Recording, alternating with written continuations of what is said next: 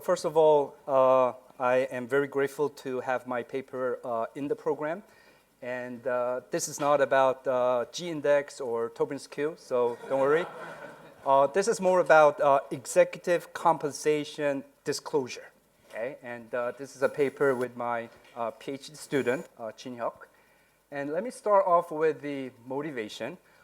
This is a snapshot of an OECD publication, 2017. It's called the Corporate Governance Fact Book. And it shows you that there's a great deal of heterogeneity across countries. Here you have two dimensions. One is the dimension where in some countries, disclosure of executive pay is mandated by law. But in some other countries, it's just simply recommended by a code. That's one dimension. And there are a good number of countries above and below. And another dimension is some countries, they mandate the disclosure at the aggregate level. So you put all the executive pay of your directors, and you only have to disclose the sum. But in some other countries, you have to disclose individual pay by name. Okay? But not only that, not only in those two dimensions, there are a lot of differences across the countries in two other dimensions. One is the disclosure mandate is in some countries confined to just the board of directors, but in some countries it goes beyond the board members, registered directors. It goes beyond, and it covers senior executives that are paid pretty high, like a top 3 or top 5 in your company. And another dimension is if there is a country that mandates disclosure for all its board members, some countries, they only mandate if you are paid at a higher level, above some kind of a given threshold. Some countries just cover all the board members. Okay, so having said that, a natural question that may arise is which disclosure regime, which disclosure rule is better than the other? And a sub-question which we're trying to tackle in this study is which regime is less prone to evasion? Okay, so this paper is about disclosure evasion, and we investigate a certain regime that is very prone to disclosure evasion. So we look into the literature to see whether there is any study that has been already done directly related to our paper, but we were not able to find any. I would appreciate if you correct me if I'm wrong. But however, there are some related papers that try to look at these are US papers. They try to see how the companies try to make their stock option value smaller or their peer performance worse than your companies. And there are some studies that look at incomplete compliance. And then there's a very interesting paper in Brazil where the companies actually filed an injunction to the government policy to disclose individual pay. So that's the literature. And let me try to explain the regime that we are studying, the disclosure rule that we are studying. The one that we're studying is the one that has a very limited coverage in terms of whether you are covering just the board members or beyond the board members. That's one dimension. The other dimension is, are you going to cover all the directors or only those that are paid above a certain threshold? So the one we're going to look at is the one that is very limited. So it's going to be the second quadrant. Is that the second quadrant? The upper left. It is the regime where only the board of directors have to disclose. So even if you are the highest paid executive in your company, if you're not a board member, you don't have to disclose. And also, if you are paid below the threshold, you're again exempt.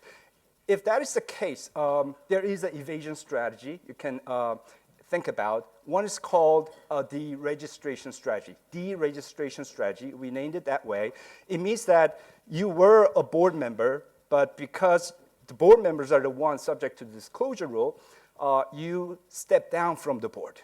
You step down the board, you get hired as a senior executive, but not a board member. That's a deregistration strategy. Another one is a pay cut strategy.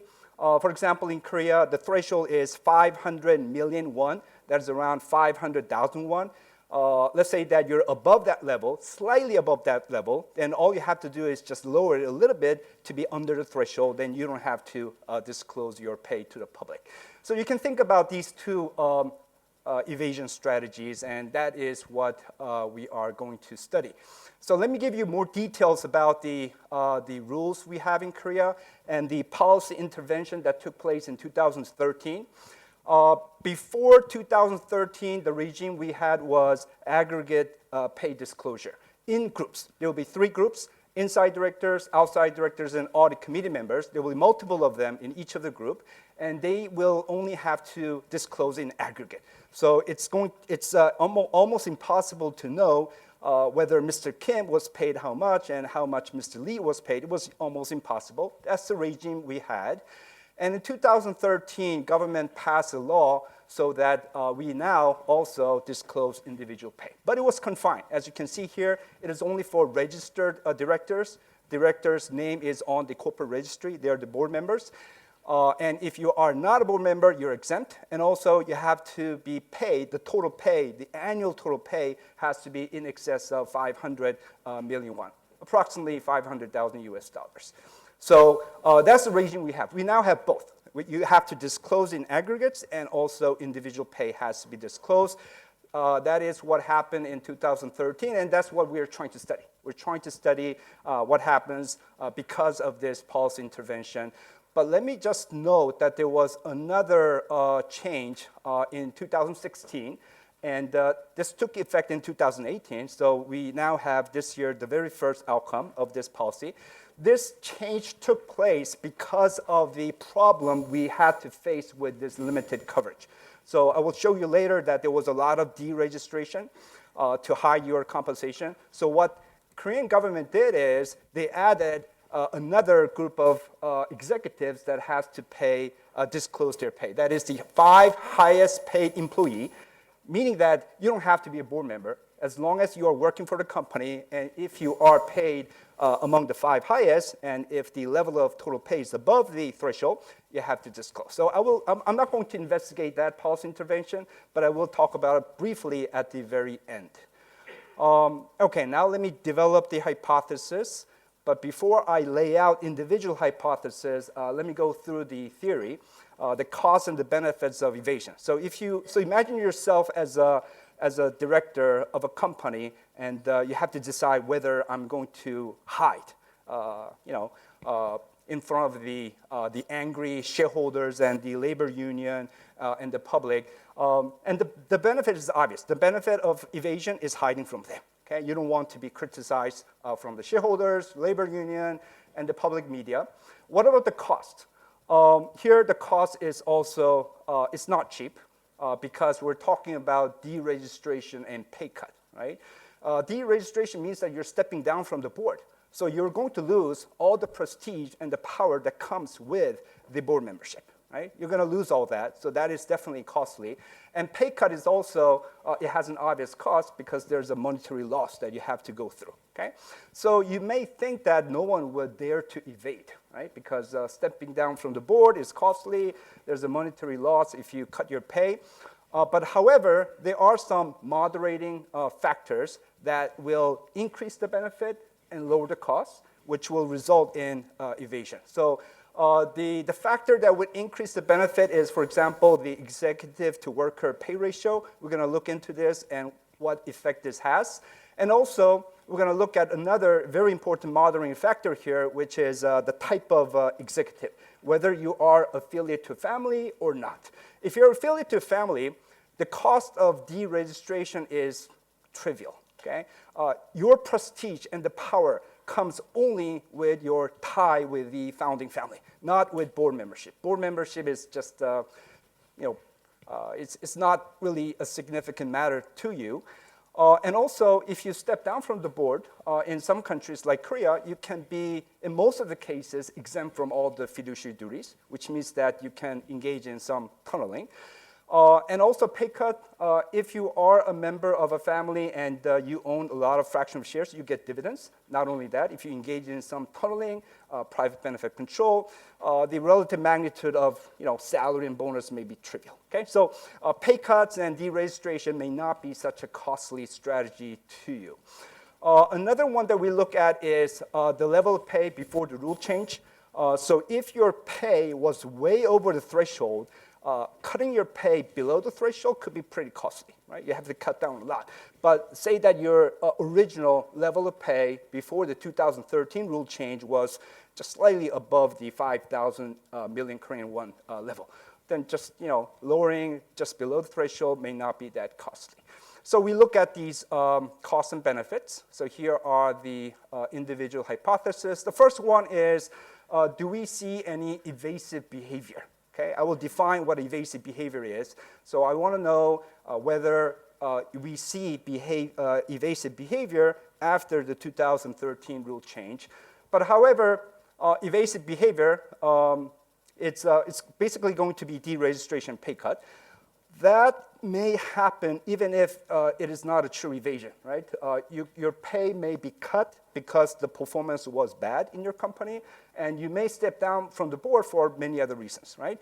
So what we want to do is we identify moderating variables, which I did in the previous slide, and show that the evasive behavior strengthens or weakens in a way that is consistent with the true evasion. Second hypothesis does that. I'll try to show you that family directors are more likely to engage in evasive behavior because their cost is lower, right? At the given level of the benefit, their cost is lower. They're going to be more likely to evade than non-family directors. But however, again, we have to consider the fact that family members, if you're tied to a family, founding family, you're probably not going to get fired, even if your performance is very poor.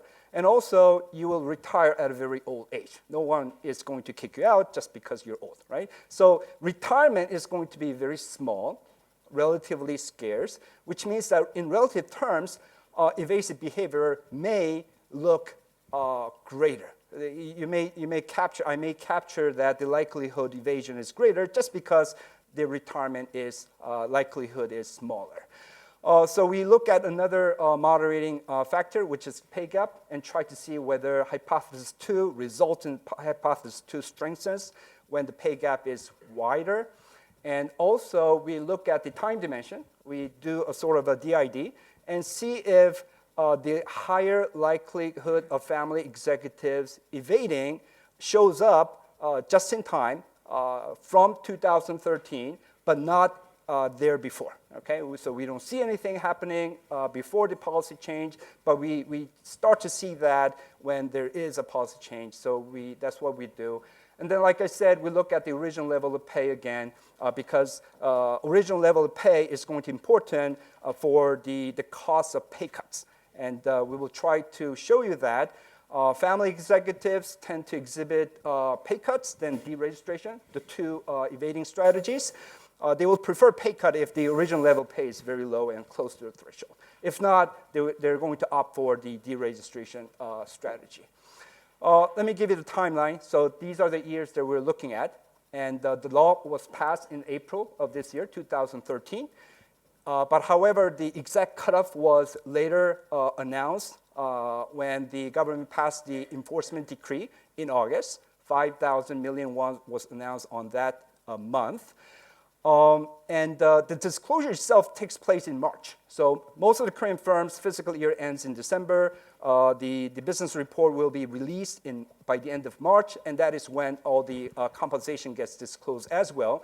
So we look at the firms, the executives that disclosed their pay in 2014 March, and compare that against the executives that disclosed their pay in 2015 March. But that is about the previous year's compensation, okay?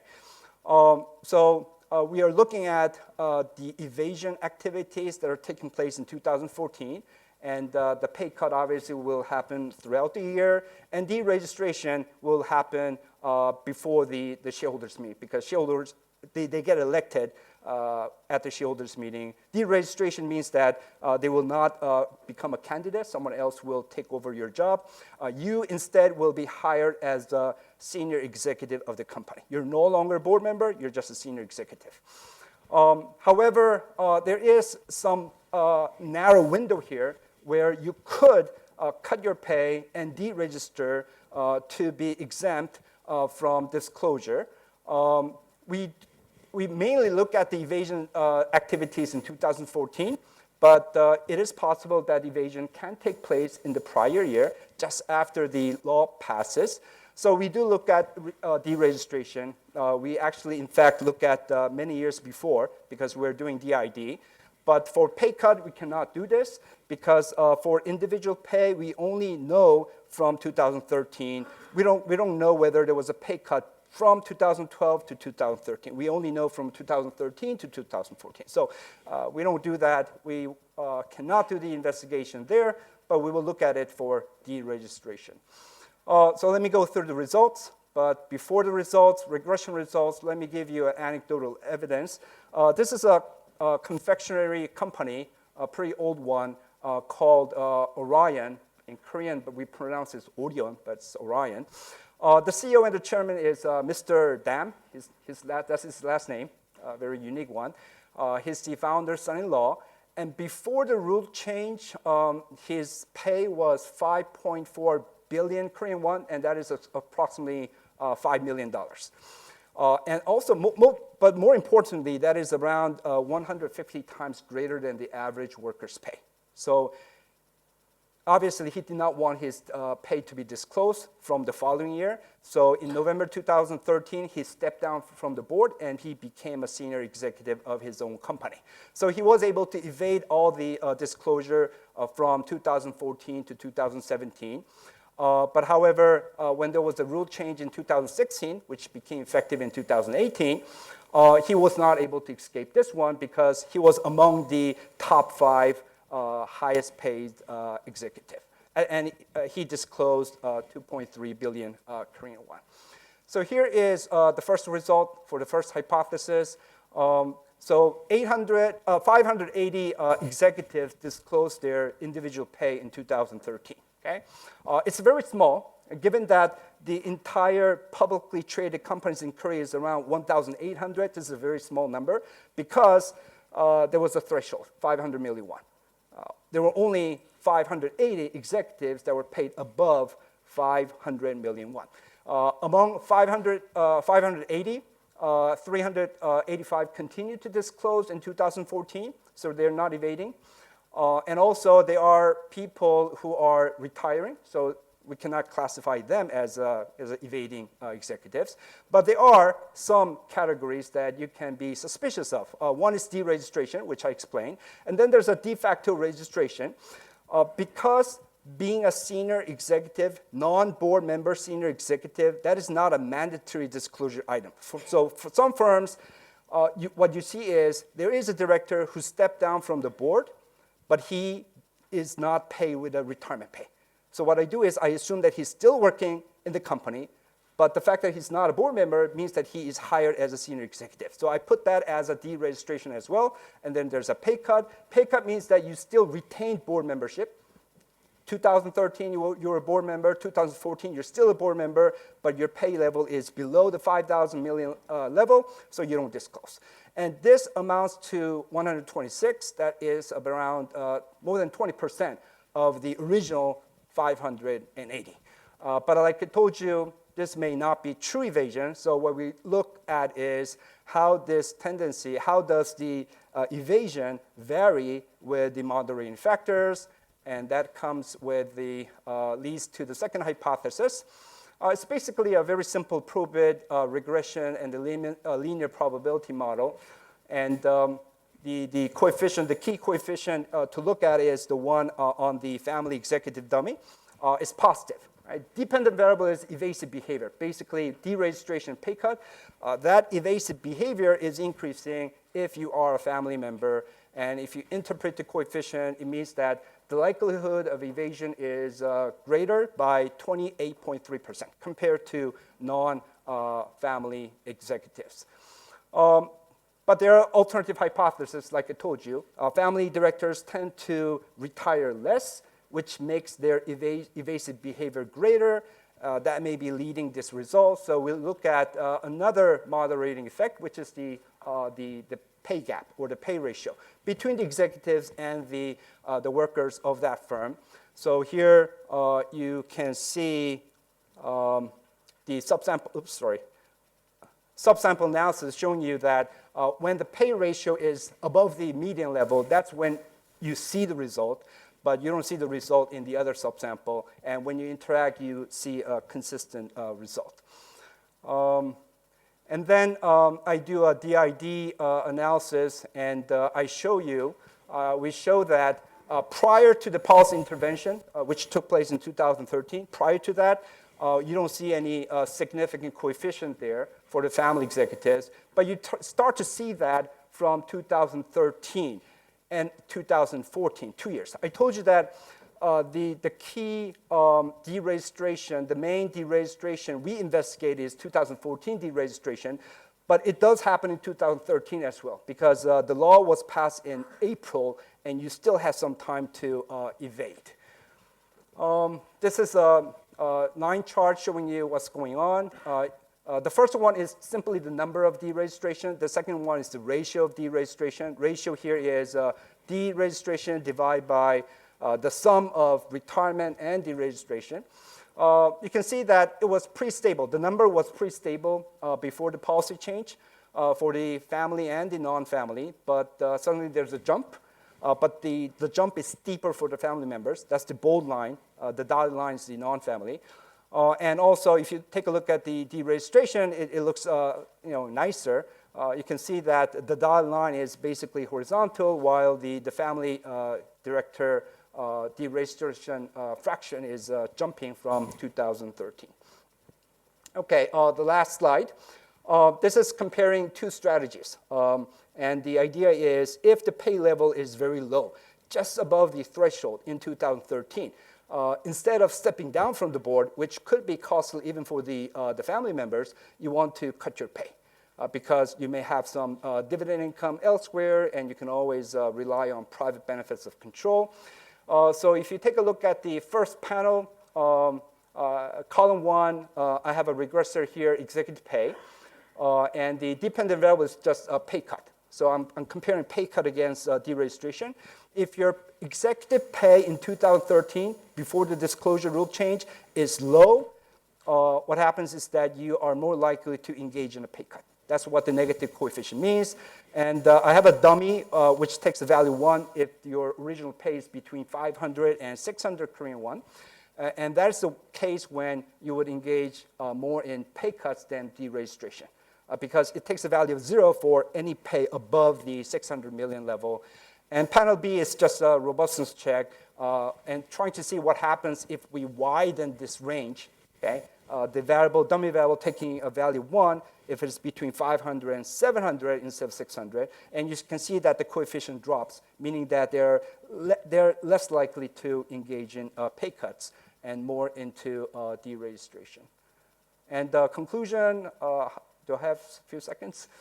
So that's my conclusion. If you limit the coverage of disclosure rule, you are inviting evasion. Can it be generalized into other countries? I don't know for sure, but I guess, because there are countries that are limiting the coverage of the disclosure. One example is Japan. I haven't done any study on Japan, but Japan also limits the disclosure to registered directors, and you have to be above the 100 million Japanese yen. What happened to the 2016 disclosure? Was it effective? Meaning that were you able to let the directors who originally deregistered to re-register, or were you able to get them disclose their pay because they were among the top 5? I think it was. It worked because there were 28 family members that deregistered in 2014.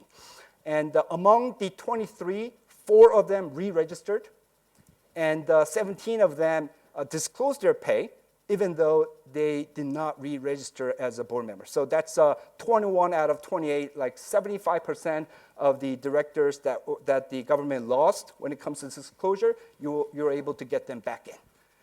Okay, so that concludes my paper. Thank you. From the way Woo-Chan and I dress and the way we do our hair, you can already infer that there's not much difference between us, which always makes for a boring discussion. But I try my best, at least to be brief. So what the paper does, essentially, is it uses an exogenous shock in the form of a regulatory intervention to test the evasive behavior of corporate directors with regard to compensation disclosure. And I'm putting evasion here in quotation marks for a reason, because I'm going to return to that I think that much of what we see is not really evasion. But in any case, it takes a rule that was promulgated in 2013 and took effect also in the same year. And as Wuchan just described, mandates directors to disclose their individual compensation from the fiscal year 2013 onwards if they are beyond the threshold. The sample is really small. It's 195 observations, so not much power in that, but I think the paper is meticulously written, and the methodology is just very, very well done, so no big issues here. And then it goes on to investigate three possibilities for going dark. One is the deregistration, as we learned. The other one is pay cuts below the threshold, and the third one is retirement. And then it relates these possibilities to director characteristics and firm characteristics, and tries to establish some relevant takeaways for policymakers. And it's quite relevant insofar as it uses non-US data, which is always enlightening. Just as a footnote, what it finds is essentially, well, if you want to have an effective regime, be a little bit more like the US. So, because that's what turns out. So the main results, as Wujan nicely presented, the evasive behavior occurs mainly at family directors, and it's mostly deregistration. So the clear preference for pay cuts only exists if these pay cuts are minor. I mean, I think this is immediately intuitive. And one of the main findings that the paper pushes quite strongly is that, well, there are two forms of evasive behavior that can occur, but there I have to be a little bit the party pooper, because, you know, if you have a law that hinges on two prerequisites, then, of course, if you want to evade the law, necessarily you tinker with the two prerequisites. So if you have a law that says any director with shoe size 8 has to disclose their compensation, you will find a lot of people squeezing into shoes size 7.5. So I think that is not really something that is so surprising. I'm sorry.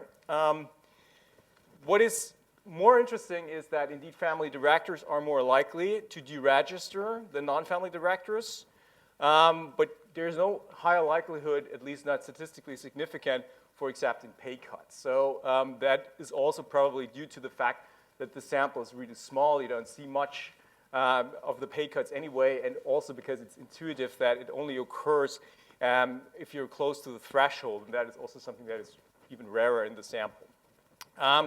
Family deregistration jumps in 2013 and remains high than before in 2014.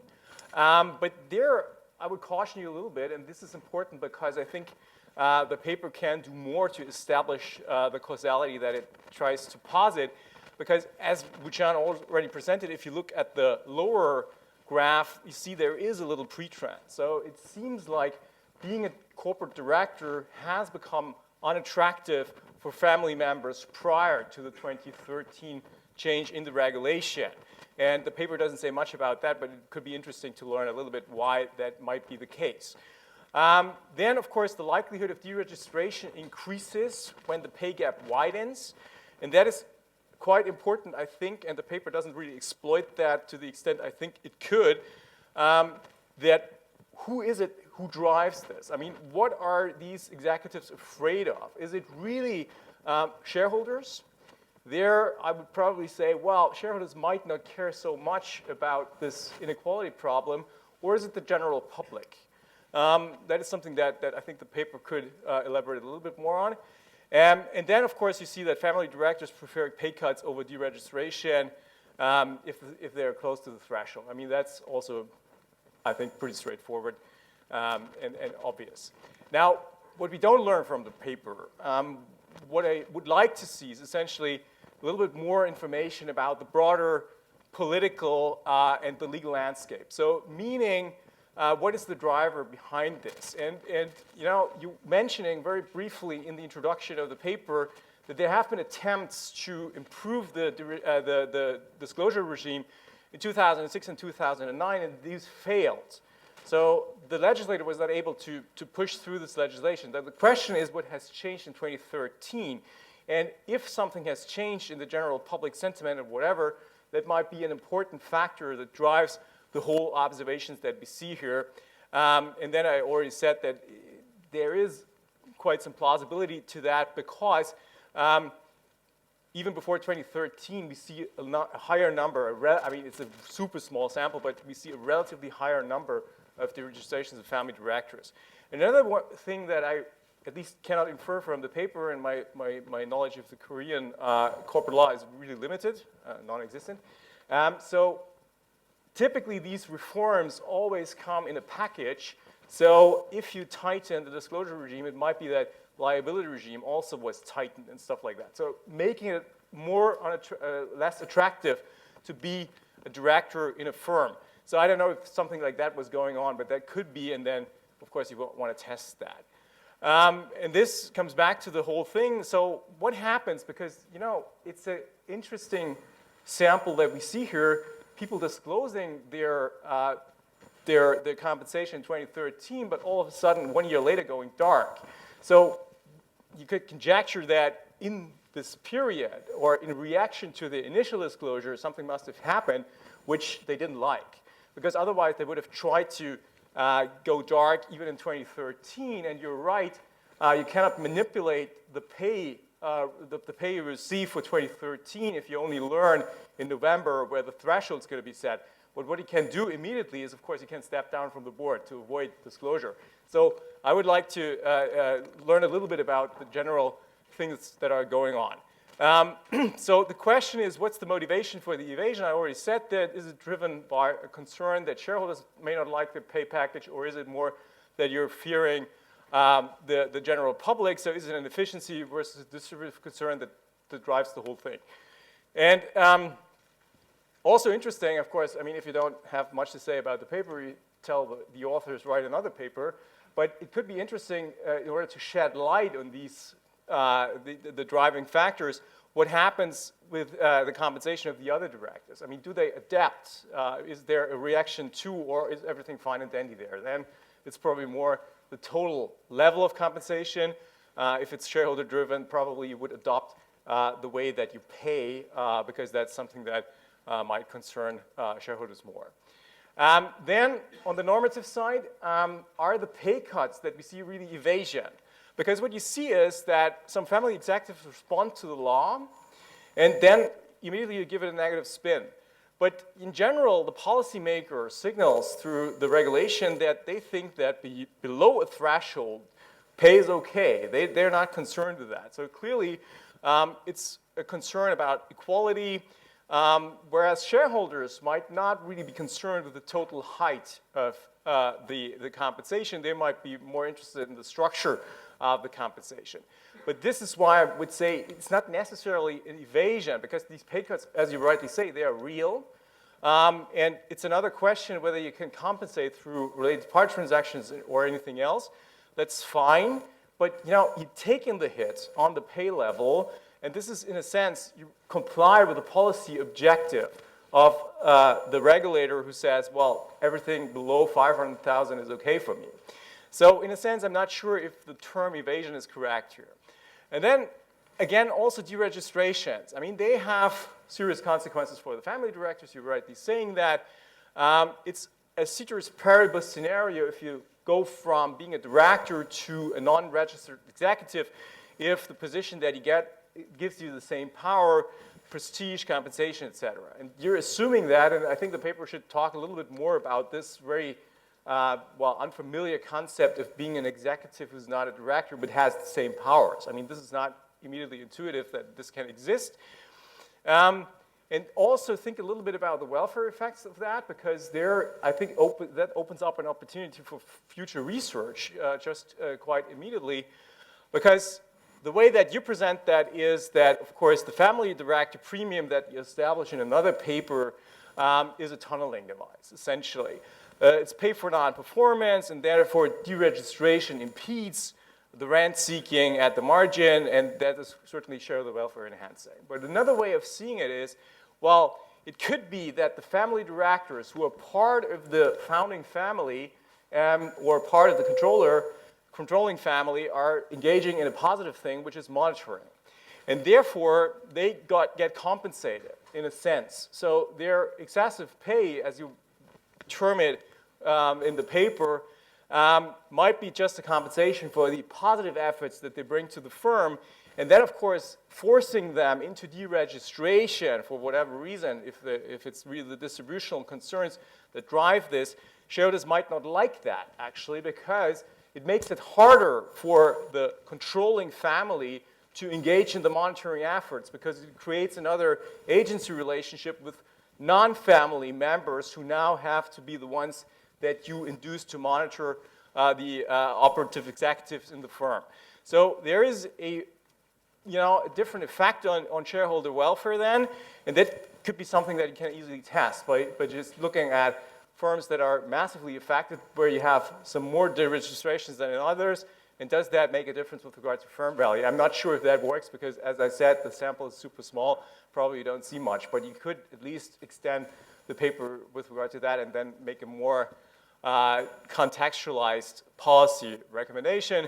I have some minor points, not necessarily have to go through all of them, but quickly, executive pay is based on the annual financial statement that involves a lot of accounting issues, because particularly with regard to incentive compensation, there's a difference whether, and the paper doesn't talk about it, whether you have the actual payout or whether that's just the fair value at grant. So that also makes a difference. As I already said, maybe you could elaborate a little bit more about how you find these non-board member executives, because it's unclear to me. You've done it nicely in the presentation, but the paper should talk about it. Then, of course, the qualification of retirement is not, it hinges essentially on one observation, which is a retirement payment in the last year that these people are on the board. But that is, as you're rightly saying, not necessarily capturing the whole sample of these people. And particularly in the environment where related party transactions and tunneling transactions are pretty prevalent, it's also possible that people simply step down, retire, and receive their retirement benefit in a related party transaction. So this is something that you probably can see from the financial statements, and then you would even probably get your sample a little bit more accurate. But in any case, it's not a problem, because what it does, if you're missing some of the true retirements, it overstates the retirements and therefore works in your favor in order to establish that.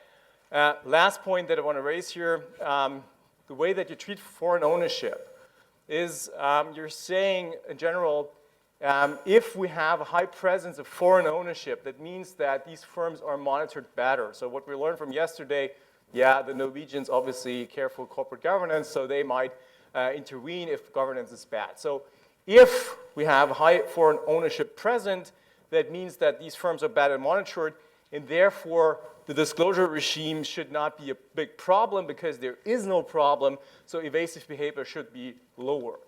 I would say probably it's the other way around, because thinking about the monitors, they need some information on which they can react to. And you're rightly saying it's very hard to figure out from the aggregate numbers who receives what. So if you're a good monitor who says, I don't like family members to be overcompensated, you have to have some information. So I would probably conjecture that the presence of foreign ownership should lead to more evasive behavior, because you fear these guys more. Again, this hinges that it's shareholder driven and not the public that, so the outcry, public outcry that really drives this. Okay, I'll leave it here. Again, great paper. I don't have much to say about its findings, just extensions, and I hope they are helpful. So thank you for very detailed comments. I really appreciate. I'll try to review them and incorporate them if possible. Just one thing about pre-trend. Let me go back your slide here. So when it comes to DID, pretend is the identifying condition. And so one concern is that it starts to, the fraction of deregistration starts to pick up from 2011 and 12, and it goes up. So we struggled with this, and it looks like it was because of a small sample size. Because if you take a look at panel A, if you look at the bold line, the number of deregistering directors is zero, actually 1 in 2009 and 0 in 2010. So we're actually comparing 1 person versus 0 person. So, you know, it's a small sample size problem. And yeah, there's no way that I can get out of this problem. So that's the pretend. And is the pay gap having an effect because it's coming from the shareholders' pressure or the public media?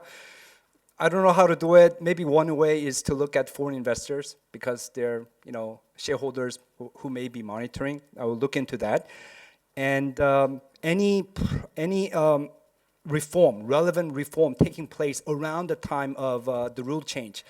We did try to investigate. There was no obvious major reform around that period, but we will look into it again, make sure there is nothing going on. 2013 deregistration, that's what we find. Deregistration takes place not only in 2014, but immediately after the law has passed, we do see that as well.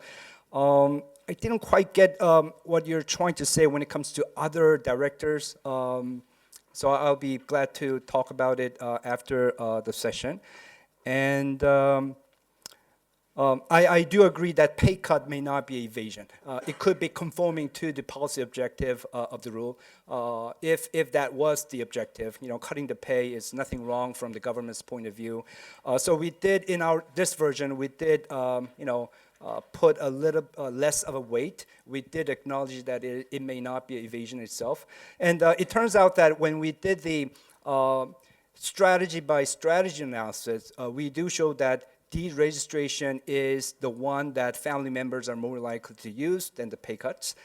And welfare effect, this is a very hard question. We'll look into it. Probably not in this paper, but maybe another paper. We'll look into the comments that you have made. And the stock option. So total pay that has to be above 500 million won is the sum of salary, bonus, the payment you get from the exercise your stock option plus retirement pay. So sometimes we get rid of the retirement pay because it's very sporadic and it's not regular. And also the problem is the stock option. The disclosure rule says it's not based upon the value of the stock option that was granted in that year. It's based upon how much you're paid by exercising your stock option. So I had to follow the rule because that's when you are obligated to disclose. I think that's my response. Thank you again for your discussion. This is a report from Japan, and as you already pointed out, I forgot the exact year. Again, do you remember that? 2010. 2010. We introduced the individual directors or officers compensation disclosure if he get more than 100 million yen, that is $1 million equivalent. And but the Japanese executive compensation has been traditionally much lower than the US and Europe. And at that time, very few executives get more than 1 million. So at that time of the rule change, no evasion or pay cut was not found out. But after the disclosure rule implemented, the prevailing behavior of executives are stopped in front of the $1 million, right? so everywhere you have a threshold regulation, non-linear behavior or evasion will occur. That is nothing surprising for me. But for me, what the curious about in your paper or results is the motivation or the effect on the corporate governance in the countries. So probably this is again that tend to be that culture talk or the influence of the labor market things. So probably a very interesting distinction between Japan or Korea too, and US and probably Europe is the executives are feel shamed to get high compensation in Japan. And, but somebody wrote in a compensation paper, at least the US executives will feel shame to obtain lower compensation than his colleagues or the competitors in the other corporation. So is that because of the cultural difference? And at least one big difference between the US and Japan is in Japan, the external manager market is so limited. The most top executives are internal promotion from 22 years old, stick to the same company. And so the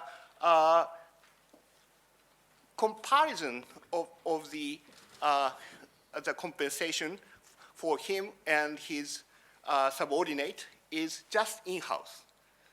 And so maybe I would like to have some reaction by the participants. Is that the culture or not? Thank you.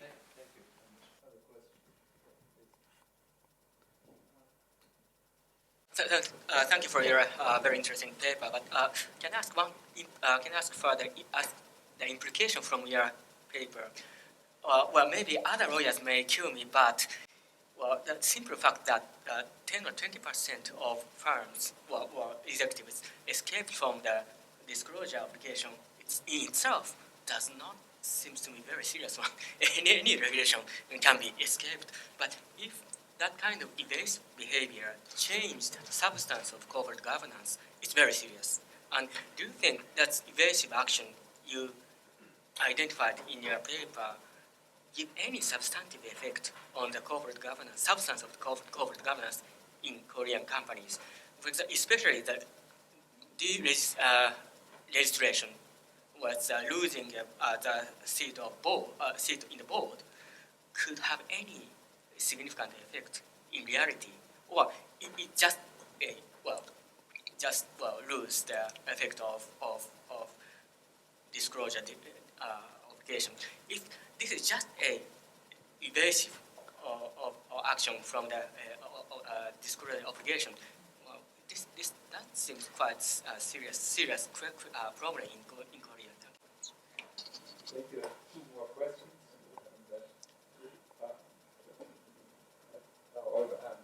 A technical question about your sample construction. It seems you're only looking at the firms that actually went dark, and so you're conditioning on going dark. And I wonder about that choice, because the stories that you were telling about the motivation to go dark, they seem to be unconditional stories. So if I'm an executive who previously was disclosing, I have incentives to prevent disclosing in the future, and there are various strategies available. So from that perspective, I would have thought that the natural sample would have been those 500 and something people who were above the threshold, not the 195 people who then disappeared. You might call that selection on the outcome variable, but I think, more neutrally speaking, it's about which story exactly are you testing.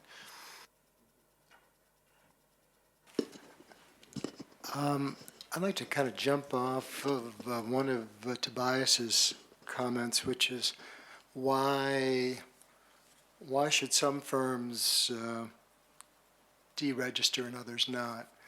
And I'm wondering whether firms that have greater potential for labor unrest are going to be more likely to be in the deregistration group. and whether firms that are expecting to need to do significant equity offerings in the near future would be less likely to go into deregistration. Then I'm also wondering whether there might be still some loopholes in terms of paying compensation that doesn't get counted in the regulation, and one would expect that that's going to jump following the publication of that. So not having much longer options, and people not maybe exercising their options for a long time might be one way to do it, or through perquisites, things of that nature.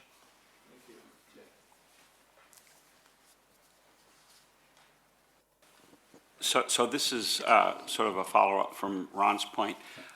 It seems to me that the pay ratio result suggests perhaps that an outrage constraint is at work here, right? And from a U.S. perspective, sort of seeing that actually, because we now have a ratio between CEO pay and median employee pay, and it's not clear it's going to matter. But the point is, you have an example in which the ratio actually leads to a change in behavior. And I think that's kind of an interesting result from my perspective. And you know, the question is, which firms do and don't show that perception, you know, or in which that factor may affect director behavior, I think would be sort of a further way to pursue an understanding of what's really going on, whether this is really a political story or it's sort of a shareholder oversight story that explains the change in behavior.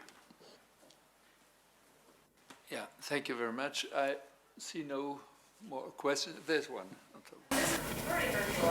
Please push the button. Yeah. But it does seem right now, and you've already seen this a bit, that it is framing it as there's a disclosure rule. Our aim is to maximize disclosure, and here's two ways that they evaded the disclosure. But what it actually seems is you have two very different findings. One is around the threshold, and I guess I don't see disclosure rules as usually being about disclosure, at least when it comes to pay. The aim is usually some other substantive aim, which is to like actually discourage this, or to have a shaming game in effect. And so it does seem like, one, around the threshold, we have exactly the behavior you'd expect. We expect if you're right near the threshold, you try to avoid going over the threshold, or you stay below it, and I expect you also could find going into the future that nobody's going to be paid $505 million, right? If you're going to be below 500, below 500, below 500, or you're going to jump to 600, or as other people have suggested, you're going to find alternative ways of compensating them that difference in ways that don't come through in what it is you're trying to measure. But then you have a governance effect that actually is potentially significant. So instead of being about evasion, it seems like the impact of disclosure is to have the desirable effect in terms of discouraging pay on one front, but potentially having a very clear and negative unintended consequence in terms of either the accuracy of the disclosure over who's running the firm and where control lies, or in terms of actually changing governance. But then you want to flush out, is there actually a governance change?